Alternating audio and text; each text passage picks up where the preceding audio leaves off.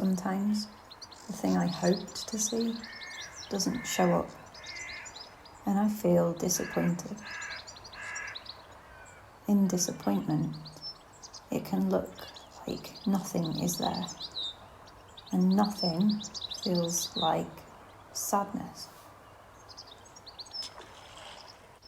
But if I can just stay there in that place and still hope, if I can quieten down and take a moment to be still and dare to look again, I start to see that there is plenty here.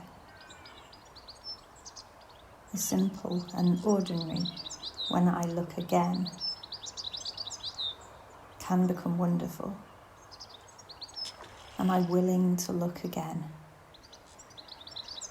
So no bright kingfisher today, but soft motion of water steady flowing, vast expanse of sky reflected, banal structures made beautiful, softened by ripples, birds flitting, feathers floating, fish plopping, birds cooing.